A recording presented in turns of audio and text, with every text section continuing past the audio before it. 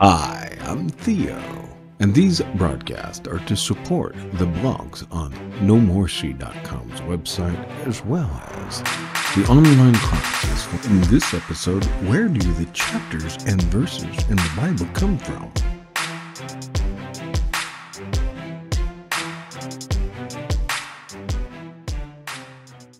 Welcome back to the No More Sea broadcast, where we're going to talk about where the chapter and verse divisions in the Bible come from. Many beginners to the Bible and some of my initial students don't understand that these numbers that appear as reference markers in our Bibles were not always there. As a matter of fact, there was a manuscript that had been passed around, I believe, of the Gospel of John at one point, trying to present itself as a first century copy of the Gospel of John, and it had, these numbers. And so scholars immediately understood that that could not be possible because those numbers did not exist in the first century. So, there's not even titles. So go back to our series on the Canon, and it was over time that the church began to realize which documents that came out of the first century were worth preserving and putting the stamp of approval on by God's people, under the direction, we believe, by the Holy Spirit, the inspiration of the Holy Spirit, as opposed to other documents that were not as well received as authoritative. And so the Bible that we have today is slightly different in different portions of Christian tradition and in the Jewish people who also embrace parts of what we call the Bible today as their holy scriptures. And so there's a few things that a lot of people may not realize. And the versification in the Old Testament, the arrangement is slightly different on a number of reasons that need to be discussed.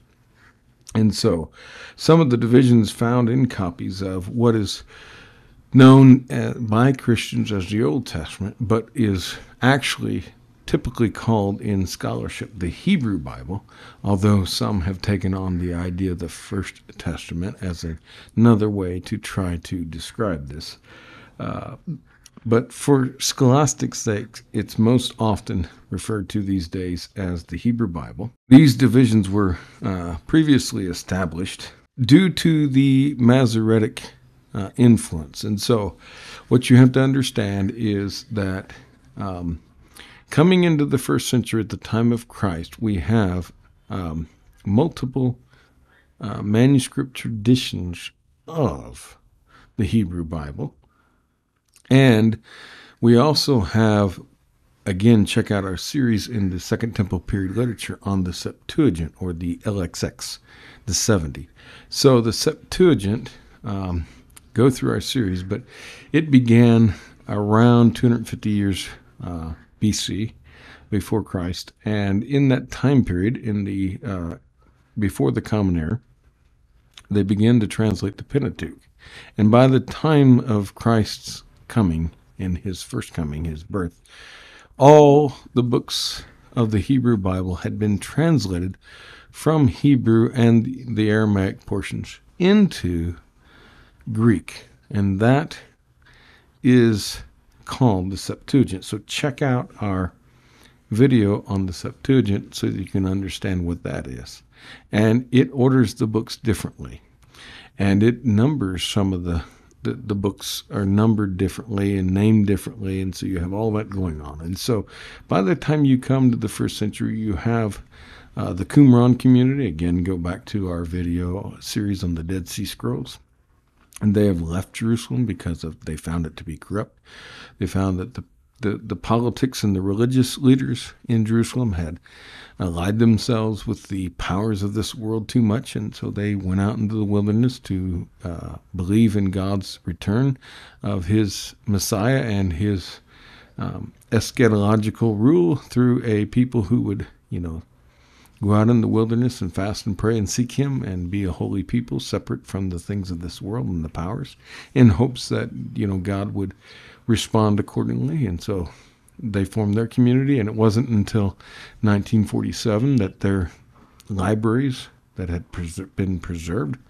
Unfortunately, we'd like to have more, but there was quite a bit of material that has been recovered and has been studied for the past 5, 6, 7 decades since its founding, and scholars have been pouring through that. And so after the destruction of the temple in 70 CE, the AD 70, the temple was destroyed with the Roman occupation, and the Jews were driven out, and then the Bar Kokhba revolution that occurs in the 2nd century, that just really changed the dynamics of the Jewish people, and they realized, they had to change because they lost the second temple.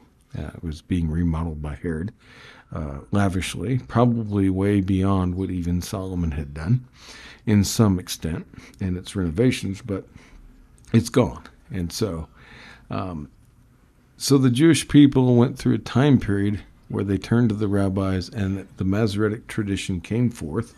And in the Masoretic era, they began to work out different things as they began to approach the text that were not originally in the text.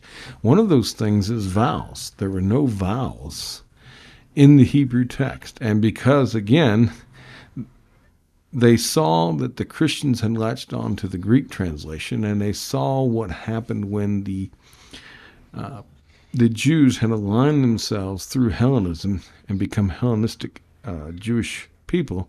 They saw what alignment with this world had done to them, and so they were losing their identity, and so they kind of stepped back, and they decided then to form their own tradition and preserve the text. They added the vowel points. Those who have any experience with the biblical Hebrew know that the vowel points come along, and they added those so that people would not lose what was happening.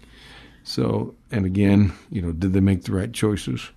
They preserved it. Did they change things away from Christian understanding, because they were very much opposed to the Greek scriptures, the translation of the scriptures in Greek? So were they, aligning themselves away from those kind of things? Those discussions come into debate. But through the Masoretic tradition, eventually, in the preserving of the scriptures, and there were a number of manuscript families and traditions and things that they decided eventually to narrow it down. And the idea would be today, if everyone would decide upon one single English version of the Bible to use all across the English-speaking churches of the world, and they would take the best of all the translations and form one single translation that would rule them all. That's kind of what happened. Originally, they decided that they would preserve everything because they didn't want to take a chance or risk of losing anything, so that they felt like everything needed to be preserved. But eventually, they wanted to amalgamate and bring it all together. And so they brought it all together, and they decided, okay, let's make one authoritative manuscript henceforth. And so they begin to do that. And by the time we get around to AD 900 in the Common Era, so about 1,000 years ago, we have text today and the Hebrew text that comprise the majority of the Hebrew Bible from this process of the Masoretes, and they're preserving all these texts, and they updating the text, and they adding the vowel points to the Hebrew, and at the same time they started their divisions of the Bible and how they wanted to divide it. And so about this time that we have the Hebrew Bible, the Old Testament text is then divided into verses that go back to the early Christian era, but the standard verse divisions continue in use up to the present and are fixed then around the time of this, in the Masoretic tradition, around about 1,000 years ago, around about 900. And so there are some differences.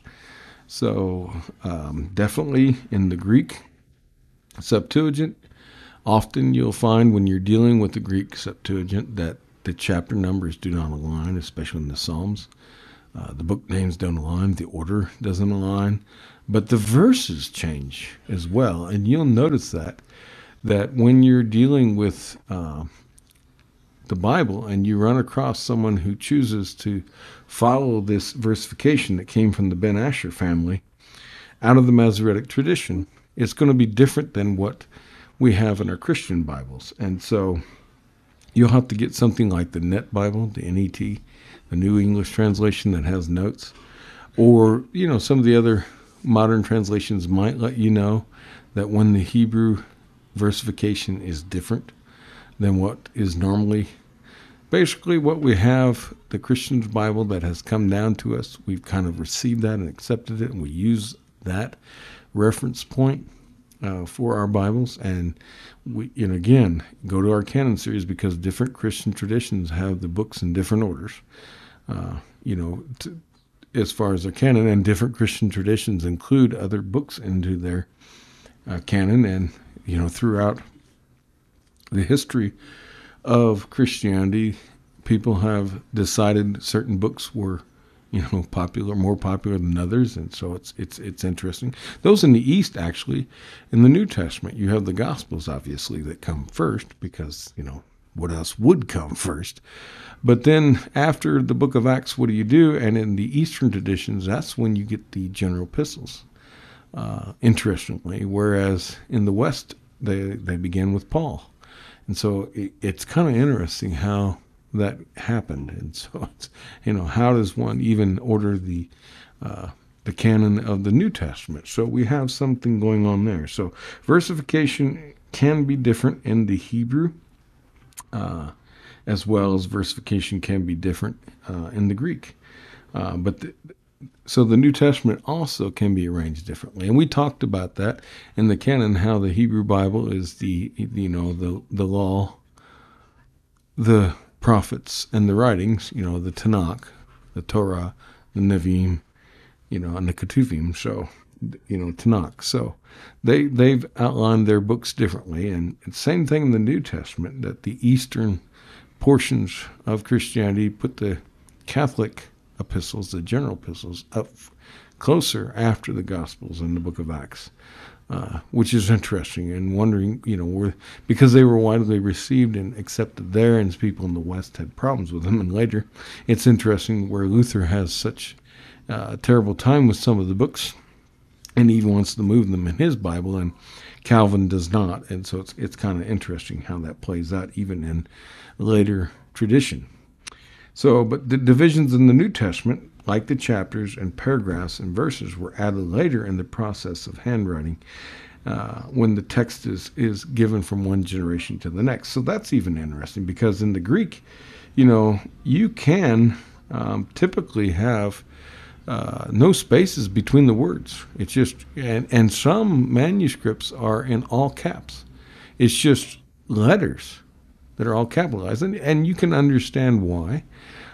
When you're talking about ancient writers and the expense involved in producing a manuscript. And so you're kind of like wanting to do shorthand to save ink, to save paper, to save space, to save time. And so you're just talking about Greek capital letters that without spaces. So all that slowly comes into being, and divisions of the material, just begin and date back to some of the codexes that we have, like Vaticanus B in the 4th century AD. So the present, the current way that we divided chapters into our English Bible often get associated with Stephen Langston, who was the Archbishop of Canterbury around 1205, AD 1205 in the Common Era. So we have, him to thank for providing those divisions. And the first edition of the New Testament divided into verses. That's just chapters. The first edition of the New Testament divided into verses, with the fourth edition of Robert of Stephanus's work that he published in 1551. And one of the first translations divided into paragraphs then, as opposed to individual verses. of the King James Version of the Bible wasn't even until 1901 with the American Standard Version. So for a long time, you just had verses. And it wasn't until the American Standard Version in 1901 that we got the paragraphs. And again, those will be different.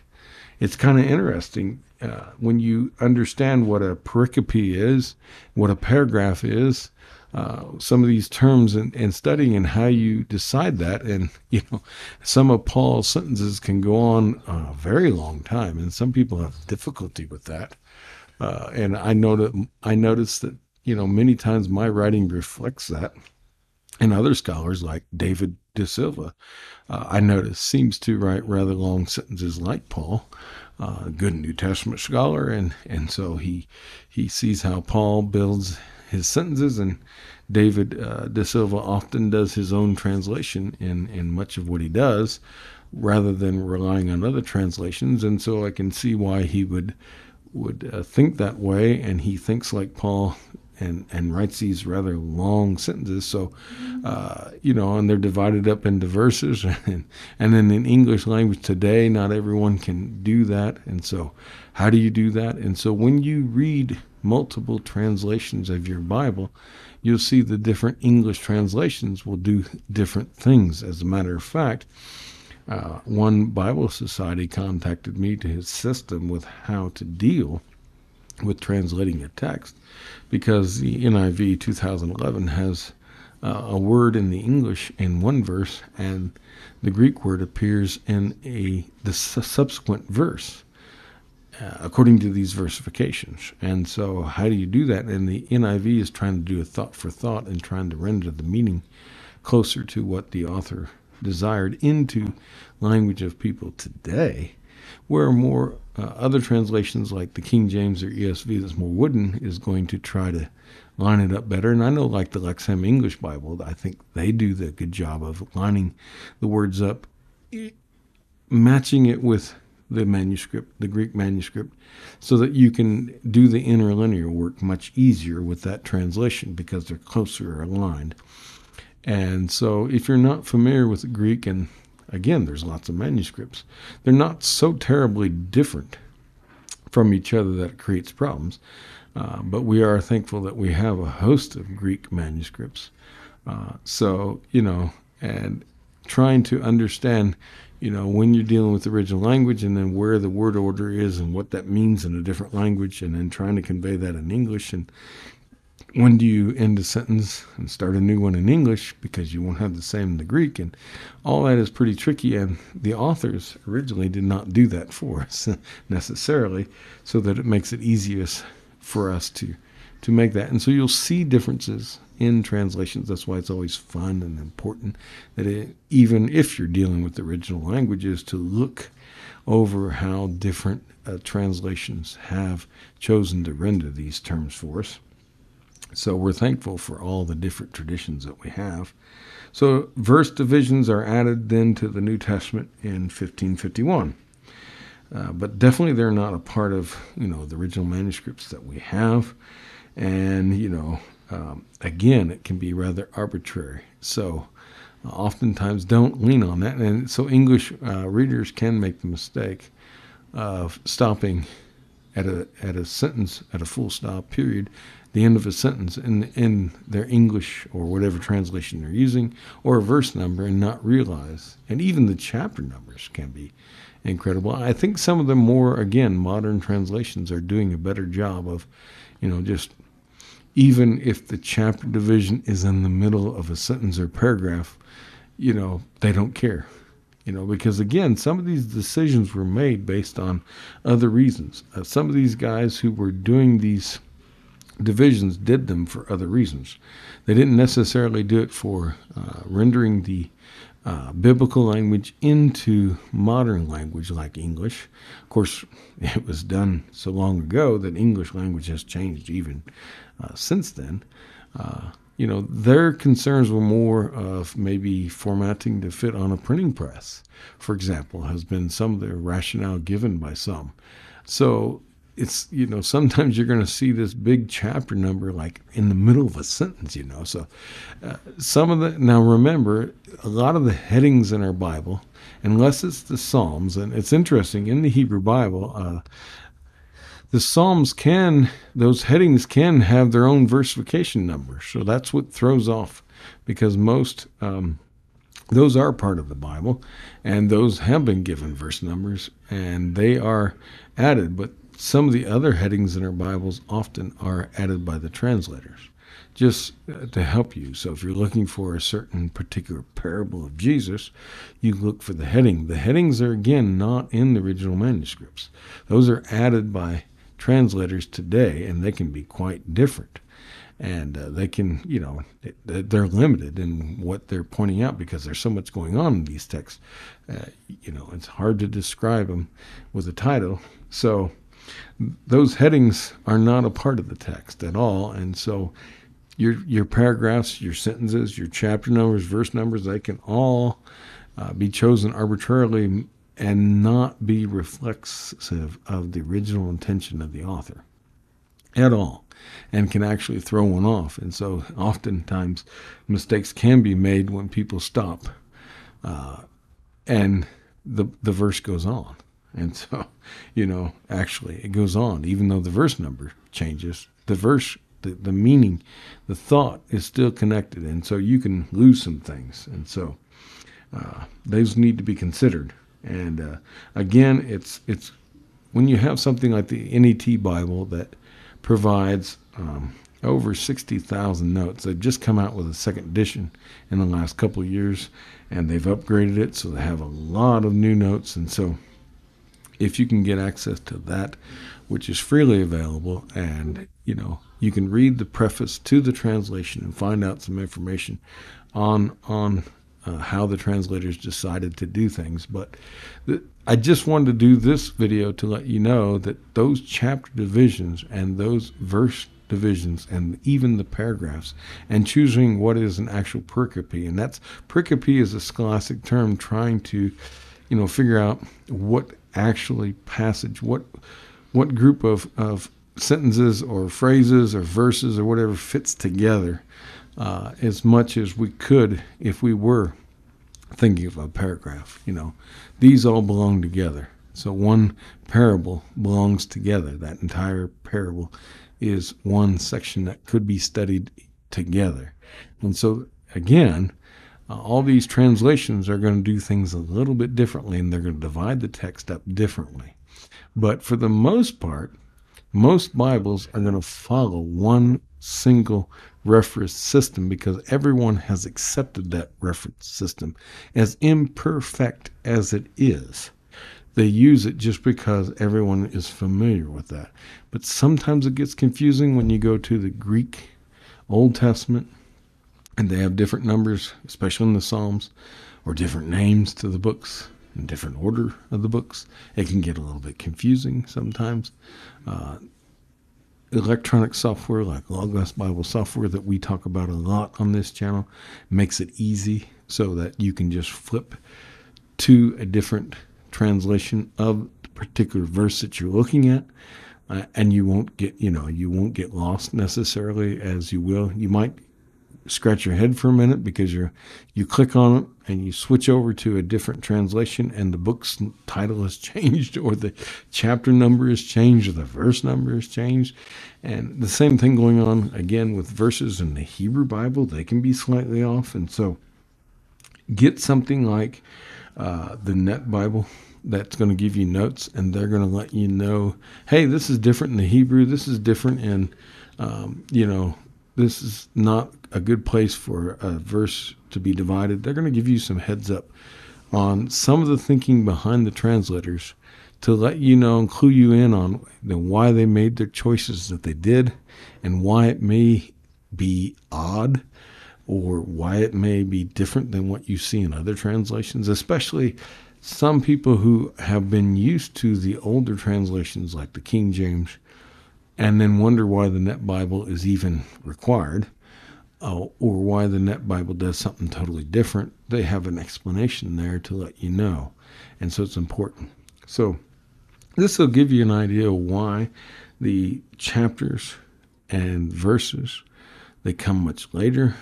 And it's interesting to note, when you're dealing with a translation like the NIV, you're dealing with hundreds of scholars. I believe the Net Bible had like 25, more than 25 scholars, but then they put their work out on the internet. And as they were working through the process, they published their work and let the whole internet get involved and look at what they were doing and then offer comments that then the translation committee could go through all those comments and say, okay, we see what you have said about our choices, and we evaluate our choices against what you said, and we take in your criticism, and then we choose whether or not we're going to adjust our translation or not. And again, this is the second edition of the NET, so it's gone through a whole long process that began back, over 20 years ago, over 2 decades ago. It started, and they went through a long process of submitting online all these renderings until they finally came out with the first edition. And then they went through again, and they've come out with a second edition. And so you have hundreds of scholars that offer their input and insight. You had the Net Bible that allowed the whole world to get involved and to offer their criticisms and insights, to be a part of the process of how things should be rendered. And then they have the notes of why they render things they do. And so I would encourage you to spend time there so that you can understand what goes on.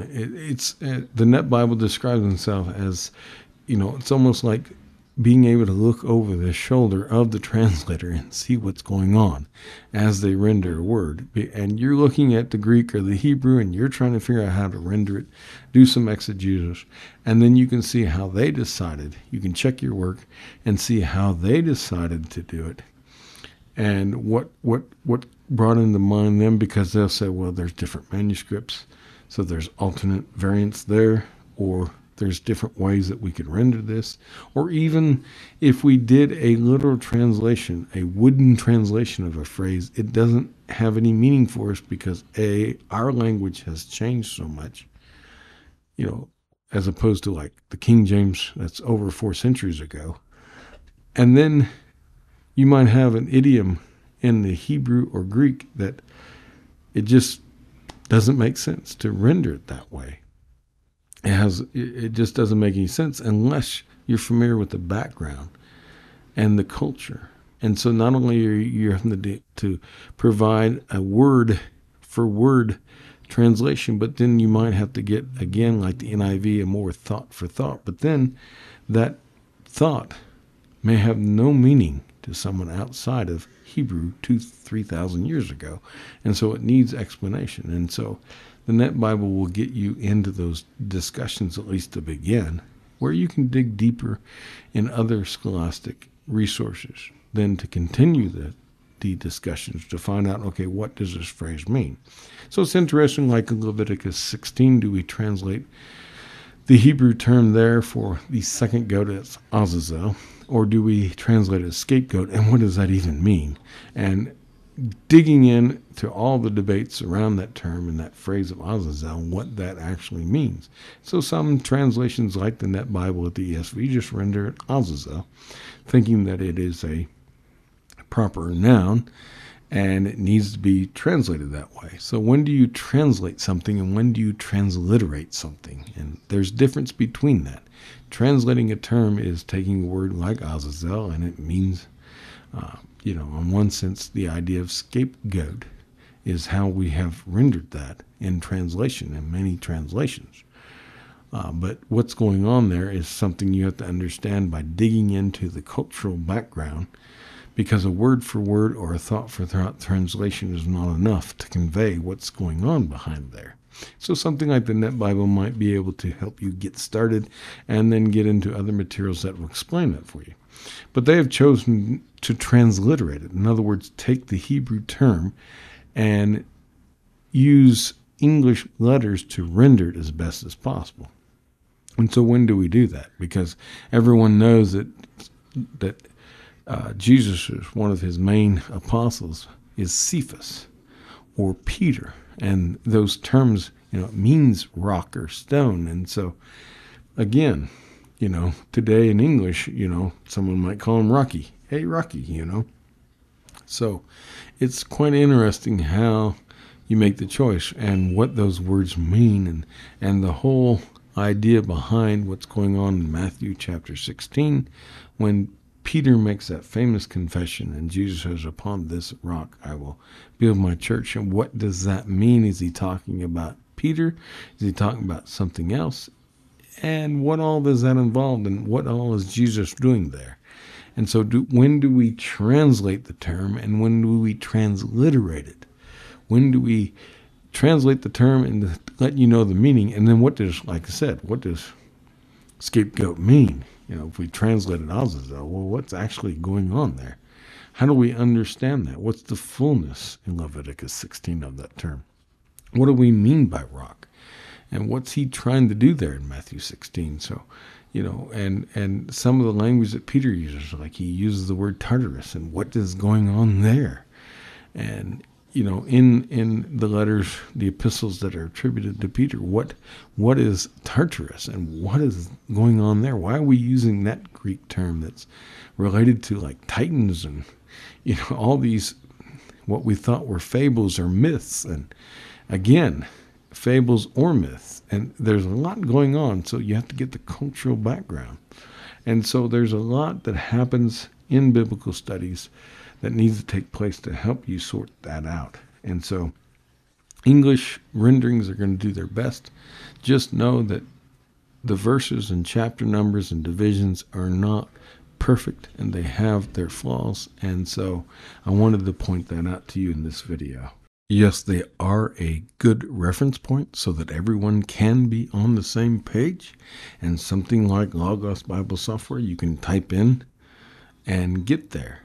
And that's great for that. And so, and it's real simple in Logos to switch over to something else, so that if I'm in Psalm 42 and I want to switch over to, and it's a different in the Greek, or it's different because of the Hebrew versification, then it'll automatically do that for me. When I'm in Isaiah and it's a different versification, it'll automatically take me to the right place. So these are just there for reference, and it's what everybody is used to using. And then some scholars choose, because they're specialized, they will choose to use the Hebrew versification as opposed to what we have in the common Bible of most Christians today.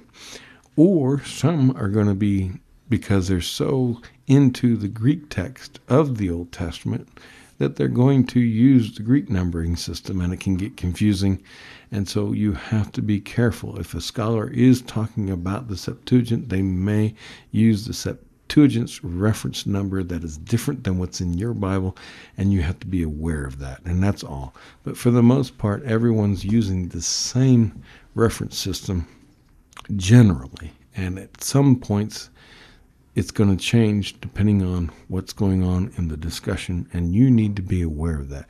So these are reference points only, but don't let those reference points end up changing how you interpret or understand something, because those reference points do not necessarily reflect. And even some of the headings that are included in the scripture, like in the Psalms, we don't know exactly if they go to the front of one psalm or they're the back of the previous psalm, and that can get tricky. So all of that needs to be considered as one works their way through a text, that, these things may go with something previous, or they may go with something that follows, or they may be a bridge between both. And that's where it's difficult to render a paragraph. Is this a new paragraph?